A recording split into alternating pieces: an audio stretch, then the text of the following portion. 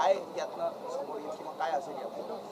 नाही, महाराष्ट्रामधल्या महिलांना घटस्फोट असेल, वारसा हक्क असेल, या सर्व विषयामध्ये विशेषतः मुस्लिम महिलांना न्याय मिळाला पाहिजे. याच्याकरता महाराष्ट्र समान नागरी कायदा हे विधेयक, अशासकीय विधेयक मी आज विधानसभेत मांडणार आहे. आणि मला विश्वास आहे की जसं 2014 ते 2019च्या कालावधीमध्ये आणि त्याच्यानंतरच्या कालावधीमध्ये मी लव जिहादचा कायदा अशासकीय विधेयक म्हणून मांडला होता, आणि आज राज्य सरकारने या संदर्भातला धर्मस्वातंत्र्य विधेयक हे त्या ठिकाणी आणलेलं आहे. त्याच धर्तीवर येणाऱ्या काळामध्ये महाराष्ट्रामध्ये उत्तराखंडच्या धर्तीवर महाराष्ट्र समान नागरी कायदा येईल आणि महाराष्ट्रातल्या सर्वच्या सर्व महिलांना या संदर्भातला न्याय मिळेल आणि समान न्यायाने महाराष्ट्रातील महिलांना वागणूक मिळेल. धर्मस्वातंत्र्य विधेयक सुद्धा आज मांडलं जाणार आहे. विरोधकांचं असं म्हणणं आहे की महत्त्वाचे विषय सोडून एखाद्या धर्माला टार्गेट करण्यासाठी हे विधेयक आणलं जातं. नाही, आपण जर का ते बिल वाचलं तर यात कुठल्याही धर्माला टार्गेट करण्याचा काही मुद्दा नाही आहे. पण ही वस्तुस्थिती आहे की विशिष्ट समुदायांकडून, विशेषतः मुस्लिम आणि ख्रिश्चन समुदायांकडून बळजबरीने, प्रलोभनाने हिंदू समाजातल्या गोरगरीब सर्वसामान्य लोकांना त्यांचं धर्मांतर करण्याचा प्रयत्न केला जातो. आणि त्याला पायबंद घालण्याकरता, त्याला आळा घालण्याकरता राज्य सरकारने धर्मस्वातंत्र्य विधेयक आणलेलं आहे. या विधेयकाचं आम्ही आज स्वागत करतो आणि हे विधेयक येणाऱ्या कालावधीमध्ये महाराष्ट्राच्या विधानसभेत पारित होईल, याचा कायदा बनेल.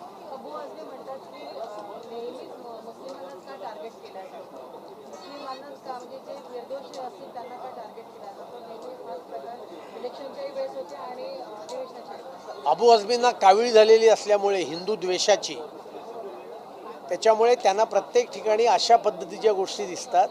अशी विधानं करण्याच्या ऐवजी अबू आझमी हे किती वेळा अकिन टू अँटी नॅशनल स्टेटमेंट करत असतात हे त्यांनी बघावं. आधी अबू आझमींनी पूर्ण वंदे मातरम गाऊन दाखवावं आणि मग अशा प्रकारची खोटी विधानं करावीत. आणि हे सुद्धा धर्मस्वातंत्र्य विधेयक मीच गेल्या अधिवेशनात मांडलं होतं ना, अशासकीय लव जिहादचं. ते आता सरकारकडनं, आणि माझं अशासकीय कॉमन सिव्हिल कोड आहे.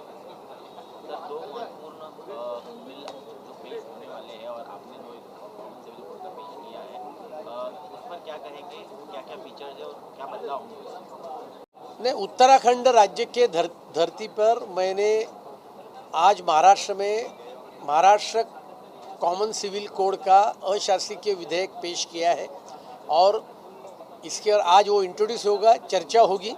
और मेरी ये इच्छा आकांक्षा है महाराष्ट्र के महिलाओं को घटस्फोट, वारसा हक, बाकी इसी सभी विषय में एक समान कानून होना चाहिए और समाज के किसी भी एक समुदाय के महिलाओं के ऊपर शरीयत एक्ट के कारण अन्याय होना नहीं चाहिए.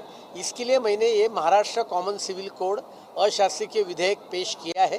मुझे आशा है कि इसके ऊपर चर्चा होगी, सरकार उसके ऊपर सकारात्मक जवाब देगी और आने वाले एक आधे बरस में महाराष्ट्र में भी कॉमन सिविल कोड का कानून राज्य सरकार लाएगी. जो धर्म स्वातंत्र्य विधेयक आज राज्य सरकार ने कानून सदन में पेश किया है, आज वो पेश होगा. आने वाले अगले सप्ताह में उसके ऊपर चर्चा होगी और मुझे आशा है कि विरोधक भी अपने विचार इसके ऊपर रखेंगे, लेकिन हम बहुमत से ये भी विधेयक पारित करेंगे और महाराष्ट्र में जबरन, प्रलोभन से जो धर्मांतर का एक साजिश की जाती है उसको बंदी करने का काम हम इस विधेयक के माध्यम से साध्य करेंगे. विपक्ष की बात करें तो विपक्ष ये कह रहा है कि अगर इस प्रकार से कानून लाया जाता है तो पूरे राज्य में उनके द्वारा आंदोलन किया जाएगा. सबसे पहले क्या प्रावधान इस कानून में होंगे और विपक्ष को किस प्रकार से आप? ऐसा है, जनसुराज्य कानून जब लाया तब भी उन्होंने इसी प्रकार की बात की थी, लेकिन आज नक्सलिज्म जंगल का ख़त्म हुआ है, लेकिन अर्बन नक्सलाइट के खिलाफ हमने ये कानून लाया है. और इसके लिए विपक्ष के लोगों को मैं इतना ही कहूँगा कि बड़बोलापन करने के बिना विपक्ष के लोग कुछ करते नहीं है. वो सदन में आए, चर्चा करें. धर्म स्वातंत्र्य विधेयक में इस बात के लिए कारावास की भी तरतूद है, 5 लाख रुपए जुर्माने तक की भी तरतूद है. और इसके लिए विपक्ष अपने विचार रखे, हम भी हमारे विचार रखेंगे, सरकार अपना विचार रखेगी। जब हमने अशासकीय विधेयक पेश किया था तो मैंने कितने सारे उदाहरण दिए थे। लव जिहाद ये शब्द प्रयोग सिर्फ हम संघ परिवार नहीं यूज करता है। अच्युतानंदन जो केरल के मुख्यमंत्री थे तब उन्होंने, जो कम्युनिस्ट पार्टी के थे, उन्होंने लव जिहाद का जिक्र किया था। और इसके लिए लव जिहाद ये वास्तविकता है, ये स्वीकारना चाहिए। आज केरला पार्ट 2 करके पिक्चर भी इतने बड़े पैमाने पे पूरे देश में चल रहा है, तो मुझे लगता है विपक्षों ने अपने मतों के तरफ ध्यान न रखते हुए, अल्पसंख्यक मतों के तरफ ध्यान न रखते हुए महाराष्ट्र के देश के हित में सदन के अंदर और सदन के बाहर बात करना चाहिए। तो उनको भी ध्यान में आ जाएगा इस देश की डेमोग्राफी चेंज करने की साजिश ये रची जा रही है। किसी भी हालत में भारतीय जनता पार्टी इस देश की, राज्य की डेमोग्राफी बदलने की जो ये साजिश है वो यशस्वी नहीं होने देगी। लव जिहाद के मामले महाराष्ट्र में बढ़ते जा रहे हैं, उसी कारण एक समिति भी बनाई गई थी जिसको लेकर अब ये नया कानून लाने जा रहे हैं। आप कितनी संख्या महाराष्ट्र में आज है लव जिहाद की, क्या उसके बारे में कोई जानकारी है? नहीं, लव जिहाद की संख्या कितनी है वो तो जो डीजी के नेतृत्व में कमेटी स्थापित की थी उनको मालूम है, लेकिन जहाँ तक हमारा अंदाज है लगभग 50,000 से भी ज़्यादा लव जिहाद के प्रकरण गत 8-10 बरस में महाराष्ट्र में हुए हैं, ये हमारी जानकारी है। जबरन प्रलोभन से धर्मांतर के प्रकरण तो रोज महाराष्ट्र में हो रहे और उसको पाबंदी लाने के लिए ही आज का ये कानून हमने लाया है। कॉमन सिविल कोड के बारे में भी आपने कहा कि राज्य सरकार को अधिकार के बारे में चर्चा हो रही थी, मामला सुप्रीम कोर्ट तक गया था। क्या राज्य सरकार को ये अधिकार प्राप्त हुआ है? बिल्कुल ये अधिकार है।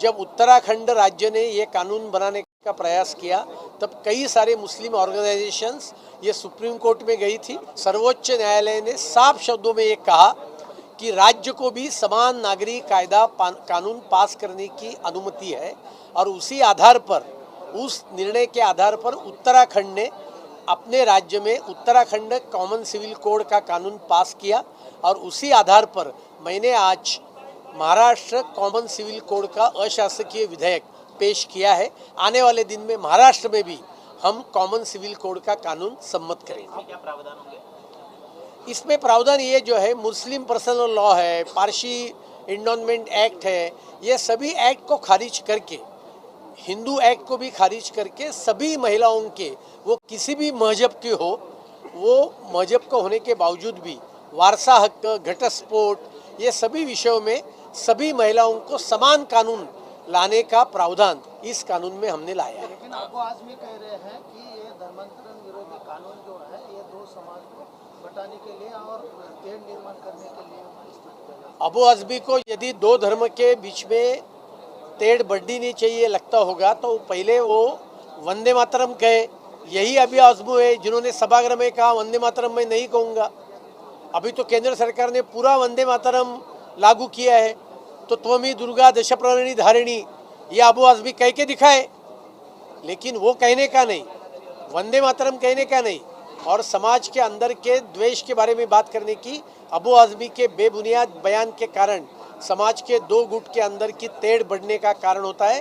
अबू आजमी पहली अपने इस भारत के ऊपर, वंदे मातरम के ऊपर निष्ठा दर्ज करे, उसके बाद इस प्रकार के झूठे बयान करे। अबू आजमी हमेशा ये कह रही है कि मतलब हिंदू मुस्लिम को लड़ाने का काम सत्ता पक्ष हमेशा करते आ रही है और आज भी वही कर रही है। अबू आजमी को पहले ये कहूँगा कि वो वंदे मातरम कह के दिखाए। इस देश में रहने होगा तो वंदे मातरम कहना होगा। वंदे मातरम इस देश का राष्ट्रगीत है और अभी पूरा वंदे मातरम ये राष्ट्रगीत है। वो पूरा वंदे मातरम अबू आजमी कहे, ये मेरी उनसे पहले मांग है। सर, तुम्ही अशासकीय विधेयक देखील आणलेलं आहे, समान नागरिक कायद्याच्या संदर्भातलं विधेयक राज्यामध्ये देखील व्हावं अशा प्रकारची मागणी आपल्याला दिसून येताना दिसत आहे. कशा पद्धतीनं हे विधेयक? आज महाराष्ट्रामध्ये सुद्धा वेगवेगळ्या समाजातील महिलांना घटस्फोट, वारसा हक्क, अन्य बाबी याच्या बाबतीत त्यांच्या त्यांच्या धर्माचे कायदे आहेत आणि याच्यामुळे समाजातल्या एका वर्गातल्या महिलांवर, विशेषतः मुस्लिम महिलांवर मोठ्या प्रमाणावर अन्याय होतो, घटस्फोटाच्या बाबतीत, वारसा हक्काच्या बाबतीत, आणि त्यामुळे महाराष्ट्रातल्या सर्व महिलांना या संदर्भात समान न्याय असावा म्हणून महाराष्ट्र समान नागरी कायदा हे अशासकीय विधेयक मी आज विधानसभेमध्ये त्या ठिकाणी मांडलेलं आहे. मला पूर्ण विश्वास आहे की याच्यावर चर्चा होईल आणि येणाऱ्या काळामध्ये महाराष्ट्रामध्ये सुद्धा समान नागरी कायदा पास होईल आणि महाराष्ट्रातल्या सर्व स्त्रियांना त्या ठिकाणी समान न्याय मिळेल. दुसरीकडे धर्मस्वातंत्र्य विधेयक देखील आज येताना दिसत आहे. कुठेतरी विरोधकांकडनं विरोध आपल्याला या बिलासंदर्भात देखील होताना दिसतोय. कशा प्रकारे बघताय? नाही, धर्मस्वातंत्र्य विधेयक ही काळाची गरज होती. या संदर्भातलं लव जिहादचं अशासकीय विधेयक मी गेल्या अधिवेशनात मांडलं होतं. तेव्हाच राज्य सरकारने खरं तर सांगितलं होतं की आम्ही असं विधेयक आणणार आहोत. ते आज राज्य सरकारने आणलं, त्याच्याबद्दल सरकारचं मनापासून अभिनंदन आम्ही त्या ठिकाणी करतो.